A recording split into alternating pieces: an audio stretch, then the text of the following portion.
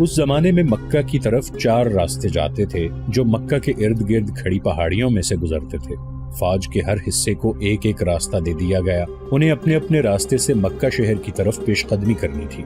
فوج کے ان حصوں میں ایک کی نفری سب سے زیادہ رکھی گئی تھی، اس کی کمان ابو عبیدہ رضی اللہ عنہ کو دی گئی تھی۔ حضور صلی اللہ علیہ وآلہ وسلم کو اس دستے کے ساتھ رہنا تھا۔ ایک حصے کی کمان علی رضی اللہ عنہ کے پاس تھی، ایک کے کماندار زبیر رضی اللہ عنہ تھے اور چوتھے حصے کی کمان خالد رضی اللہ عنہ کے پاس تھی۔ مورخین نے لکھا ہے کہ اس اسکیم میں غیر معمولی دانشکار فرما تھی۔ 4 سمتوں سے پیش قدمی کا مقصد یہ تھا کہ مکہ کے دفاعی دستوں کو 4 حصوں میں بکھیر دیا جائے۔ اگر وہ مسلمانوں کی پیش قدمی کو کسی 1 یا 2 راستوں پر روک بھی لیں تو دوسرے دستے آگے بڑھ کر شہر میں داخل ہو سکیں۔ اس کے علاوہ فوج کی اس تقسیم کا مقصد یہ بھی تھا کہ قریش اگر دفاع میں نہ لڑیں تو وہ کسی راستے سے بھاگ بھی نہ سکیں۔ رسول اکرم صلی اللہ علیہ وآلہ وسلم نے اس اسکیم کے علاوہ جو احکام دیے تھے وہ یہ تھے: قریش دفاع میں نہ لڑیں تو ان پر ہاتھ نہ اٹھایا جائے، امن کا جواب پرامن طریقے سے دیا جائے، اگر کہیں جھڑپ ہو جائے تو زخمیوں کو قتل نہ کیا جائے بلکہ ان کی مرہم پٹی اور دیکھ بھال کی جائے، لڑنے والوں میں جو پکڑا جائے اس پر تشدد نہ کیا جائے، نہ اسے قتل کیا جائے اور اسے جنگی قیدی بھی نہ سمجھا جائے، اور ان میں سے کوئی بھاگ نکلے تو اسے بھاگ جانے دیا جائے۔ اسلامی لشکر کے 4 حصوں کو پیش قدمی کا حکم دے دیا گیا تھا۔ 20 رمضان المبارک 8 ہجری بمطابق 11 جنوری 630 عیسوی کا دن تھا۔ اسلامی لشکر کے 3 حصے اپنے راستوں سے گزر کر مکہ میں داخل ہو گئے، کسی طرف سے ان پر ایک تیر بھی نہ آیا، شہر کا کوئی دفاع نہ تھا، قریش کی کوئی تلوار نیام سے باہر نہ نکلی، لوگ گھروں میں بند رہے، کسی مکان کی چھت پر کوئی عورت یا بچے کھڑے نظر آتے تھے، مسلمان چوکنے تھے، شہر کا سکوت مشکوک اور ڈراؤنا تھا، ایسے لگتا تھا جیسے اس سکوت سے کوئی طوفان اٹھنے والا ہو۔ شہر سے کوئی طوفان نہ اٹھا، طوفان اٹھانے والے 2 آدمی تھے، ایک اکرمہ اور دوسرا صفوان، دونوں شہر میں نہیں تھے، کئی اور آدمی شہر میں نہیں تھے، وہ قریب ہی کہیں چھپے ہوئے تھے، وہ رات کو باہر نکل گئے تھے، ان کے ساتھ تیر انداز بھی تھے۔ یہ ایک جیش تھا جو اس پہاڑی راستے کے قریب جا پہنچا تھا جو خالد کی دستے کی پیش قدمی کا راستہ تھا۔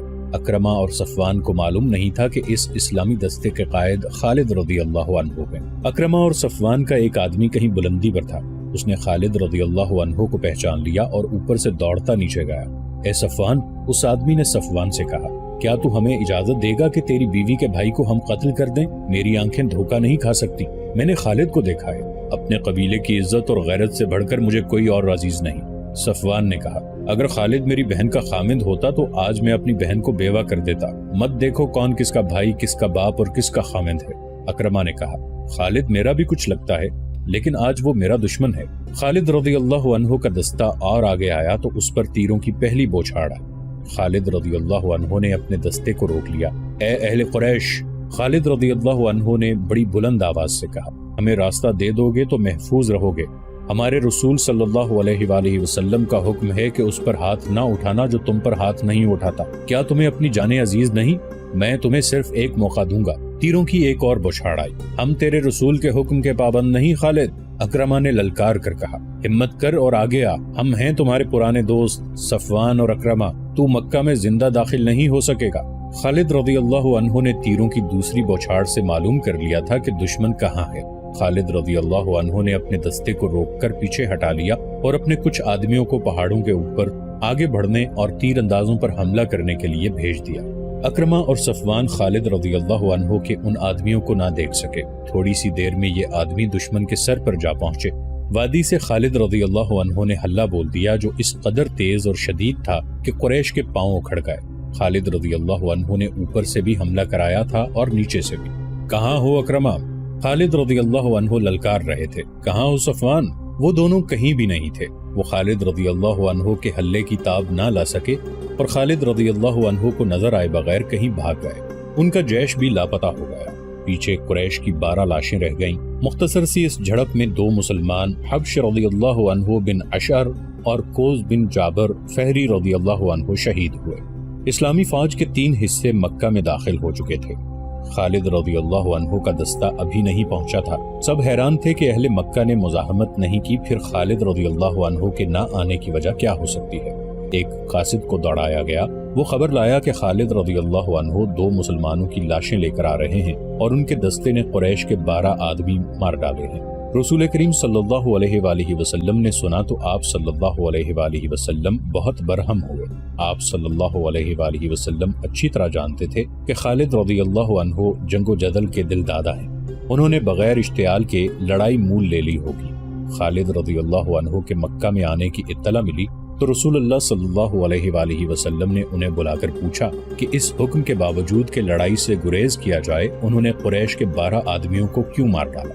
خالد رضی اللہ عنہ نے حضور صلی اللہ علیہ وآلہ وسلم کو بتایا کہ اکرمہ اور صفوان کے ساتھ قریش کے متعدد آدمی تھے جنہوں نے ان پر تیر برسائے۔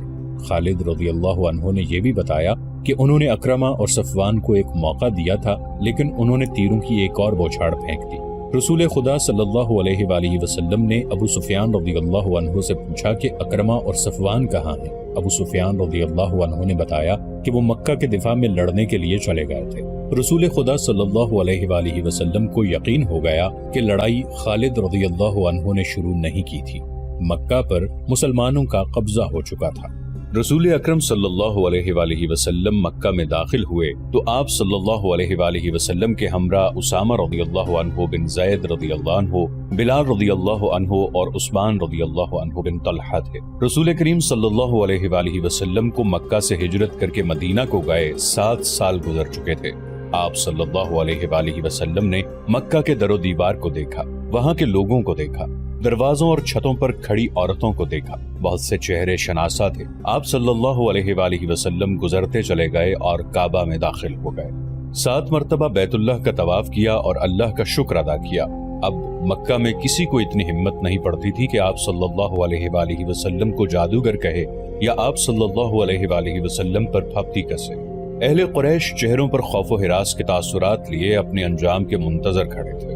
عربوں کے ہاں اپنی بے عزتی اور قتل کے انتقام کا رواج بڑا بھیانک تھا۔ رسول اللہ صلی اللہ علیہ وآلہ وسلم نے حکم دے دیا تھا کہ جو امن قائم رکھیں گے ان کے ساتھ پرامن سلوک کیا جائے گا۔ اس کے باوجود قریش ڈرے سہمے ہوئے تھے۔ اہل قریش حضور صلی اللہ علیہ وآلہ وسلم نے لوگوں کے سامنے رک کر پوچھا، خود بتاؤ تمہارے ساتھ کیا سلوک ہو؟ لوگوں کی آوازیں بلند ہوئیں، وہ خیر اور بخشش کے طلبگار تھے۔ اپنے گھروں کو جاؤ، حضور صلی اللہ علیہ وآلہ وسلم نے کہا، ہم نے تمہیں بخش دیا۔ رسول اللہ صلی اللہ علیہ وآلہ وسلم کی حیات مقدسہ کی عظیم گھڑی تو وہ تھی جب آپ صلی اللہ علیہ وآلہ وسلم نے کعبے میں رکھے ہوئے بتوں کی طرف توجہ دی۔ بتوں کی تعداد 360 تھی۔ ان میں ایک بت حضرت ابراہیم علیہ السلام کا بھی تھا۔ اس بت کے ہاتھوں میں تیر تھے، ان تیروں میں بت خانے کے پیشوا فال نکالا کرتے تھے۔ حضور صلی اللہ علیہ وآلہ وسلم کے ہاتھ میں ایک موٹی اور مضبوط لاٹھی تھی۔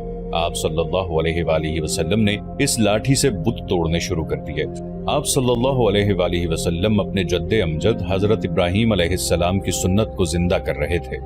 آپ صلی اللہ علیہ وآلہ وسلم بت توڑتے جاتے اور بلند آواز سے کہتے جاتے، حق آیا باطل چلا گیا، بے شک باطل کو چلے جانا تھا۔ مورخ لکھتے ہیں کہ ایسے لگتا تھا جیسے یہ صدائیں حضور صلی اللہ علیہ وآلہ وسلم کی لاٹھی کی ہر ضرب سے کعبے کی دیواروں سے اٹھ رہی ہوں۔ کعبے سے بتوں کے ٹکڑے اٹھا کر باہر پھینک دیے گئے اور کعبہ عالم اسلام کی عبادت گاہ بن گیا۔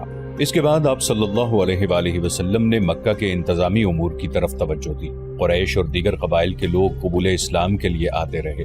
بت صرف کعبے میں ہی نہیں تھے، مکہ کے گرد و نواح کی بستیوں میں مندر تھے، وہاں بھی بت رکھے تھے۔ سب سے اہم بت عزا کا تھا جو چند میل دور نخلا کے مندر میں رکھا گیا تھا۔ رسول اکرم صلی اللہ علیہ وآلہ وسلم نے عزا کا بت توڑنے کا کام خالد رضی اللہ عنہ کے سپرد کیا۔ خالد رضی اللہ عنہ نے اپنے ساتھ 30 سوار لیے اور اس مہم پر روانہ ہو گئے۔ دوسرے مندروں کے بت توڑنے کے لیے مختلف جیش روانہ کیے گئے۔ عزا کا بت اکیلا نہیں تھا، چونکہ یہ دیوی تھی اس لیے اس کے ساتھ چھوٹی دیویوں کے بت بھی تھے۔ خالد رضی اللہ عنہ وہاں پہنچے تو مندر کا پروہت ان کے سامنے آ گیا۔ اس نے التجا کی کہ ان کے بت نہ توڑے جائیں، مجھے عزا کا بت دکھاؤ۔ خالد رضی اللہ عنہ نے نیام سے تلوار نکال کر پروہت سے پوچھا۔ پروہت موت کے خوف سے مندر کے ایک بغلی دروازے میں داخل ہو گیا۔ خالد رضی اللہ عنہ اس کے پیچھے گئے، ایک کمرے سے گزر کر اگلے کمرے میں گئے تو وہاں ایک دیوی کا بڑا ہی خوبصورت بت چبوترے پر رکھا تھا۔ پروہت نے بت کی طرف اشارہ کیا اور بت کے آگے فرش پر لیٹ گیا۔ مندر کی داسیاں بھی آ گئیں۔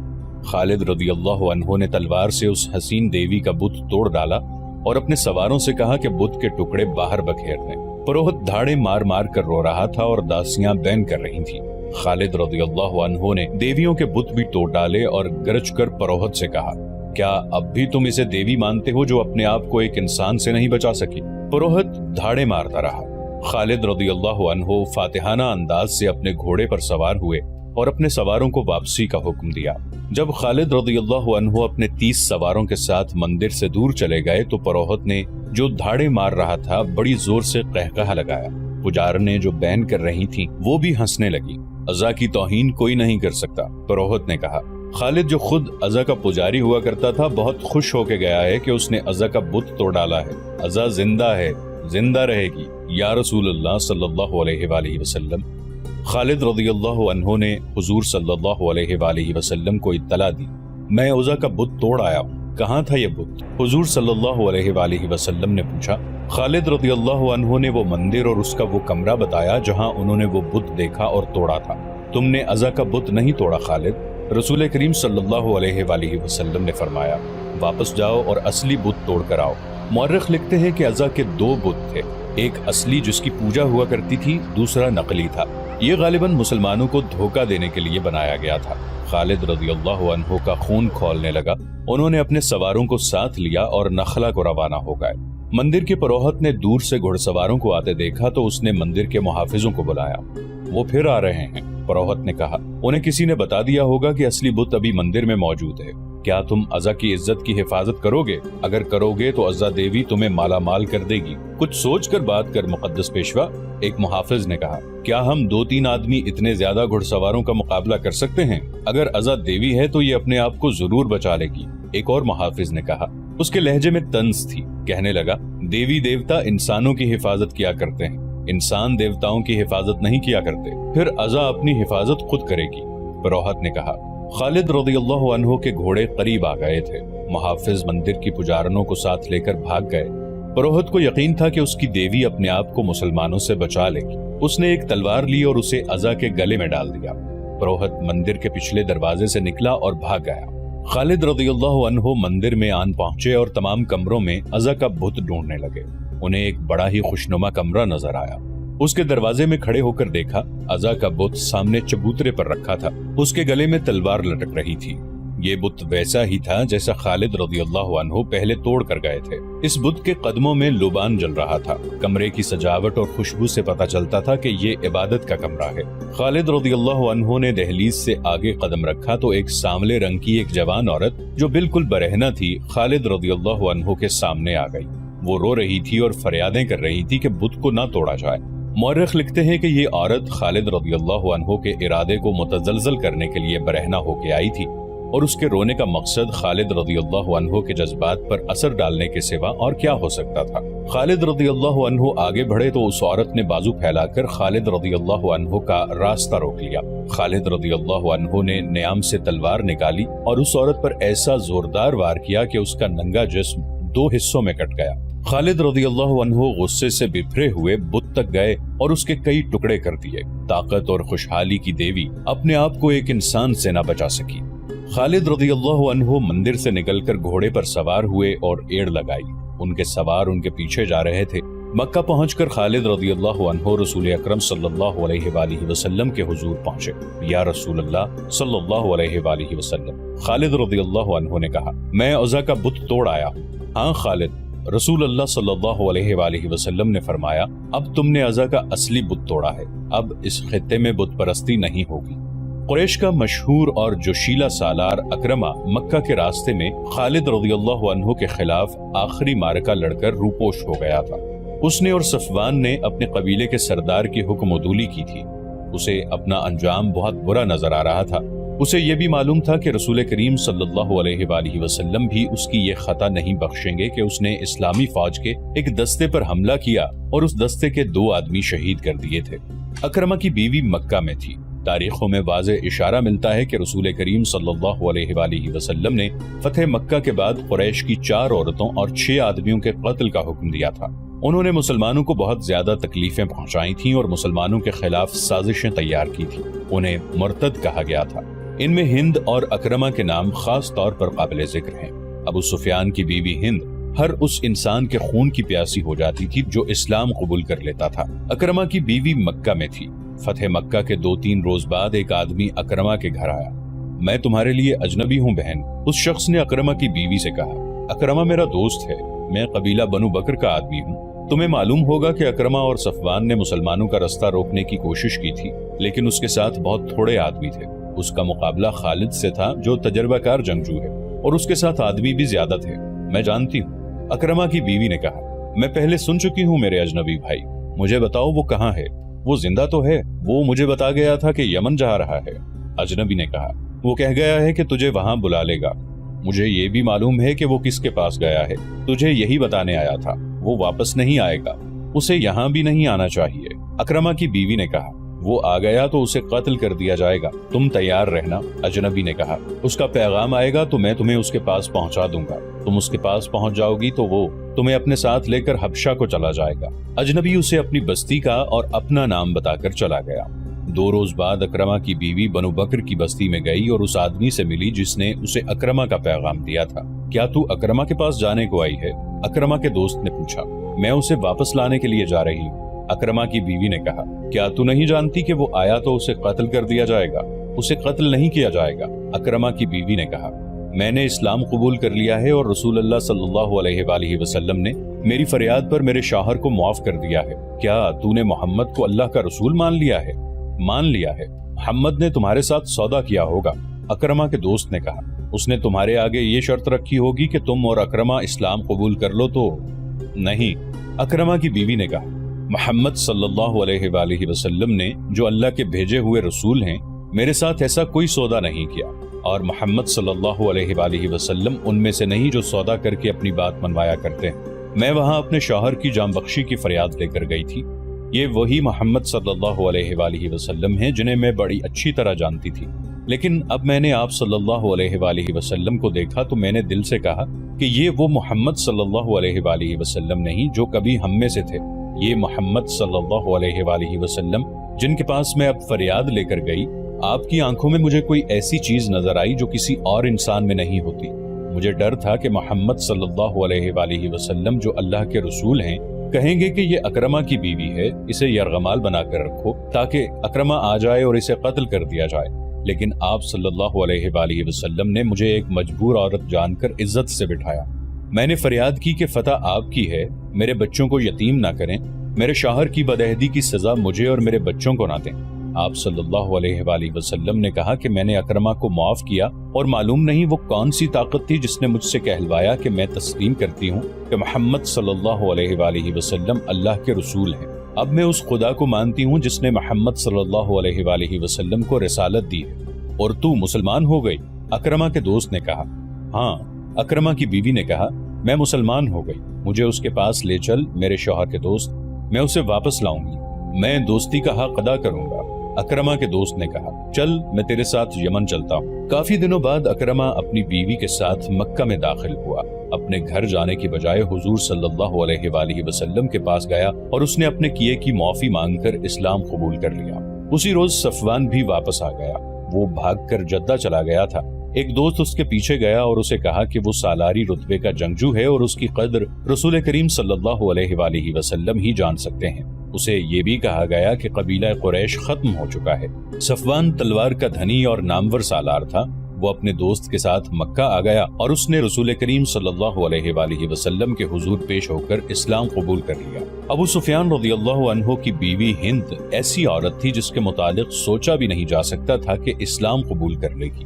رسول کریم صلی اللہ علیہ وآلہ وسلم نے اس کے قتل کا حکم دے رکھا تھا اور وہ روپوش تھی۔ ابو سفیان رضی اللہ عنہ اسلام قبول کر چکے تھے۔ ہند کو جب پتا چلا کہ اکرما رضی اللہ عنہ اور صفوان رضی اللہ عنہ نے بھی اسلام قبول کر لیا ہے تو وہ سامنے آ گئی، یہ جانتے ہوئے بھی کہ اسے قتل کر دیا جائے گا۔ وہ رسول اکرم صلی اللہ علیہ وآلہ وسلم کے حضور جا پہنچی۔ آپ صلی اللہ علیہ وآلہ وسلم نے اسے معاف کر دیا اور وہ مسلمان ہو گئی۔ مکہ کے ارد گرد دور اور نزدیک کچھ قبائل تھے، ان میں بعض بت پرست تھے اور بعض توہمات کو عقیدہ بنائے ہوئے تھے۔ رسول کریم صلی اللہ علیہ وآلہ وسلم نے ان کی طرف پیغام بھیجے کہ وہ اللہ کا سچا دین قبول کر لیں۔ پیغام لے جانے والے فوجی تھے، لیکن آپ صلی اللہ علیہ وآلہ وسلم نے حکم دیا کہ کسی پر تشدد نہ کیا جائے اور جنگی کارروائی سے گریز کیا جائے۔ مکہ کے جنوب میں تہامہ کا علاقہ ہے جہاں جنگجو قبائل بکھرے ہوئے تھے. ان کے متعلق خدشہ تھا کہ لڑنے پر اتر آئیں گے، اس لیے اس علاقے میں فوج کا ایک دستہ بھیجا گیا اور اس کی کمان خالد رضی اللہ عنہ کو دی گئی.